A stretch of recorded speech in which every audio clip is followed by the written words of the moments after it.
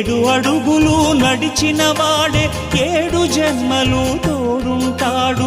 భర్తగా నిన్ను భరించువాడే బ్రతుకు దీపం వెలిగిస్తాడు. అతని హృదయం నాటి చెరామి అగ్నిహోత్రమే అందుకు హామీ. అతని హృదయం నాటి చెరామి అగ్నిహోత్రమే అందుకు హామీ. తెంచుకుంటే తెగిపోతుందా దేవుడు వేసిన బంధం? తెలుసుకో నీ జీవిత గమ్యం, పెంచుకోమానుబంధం.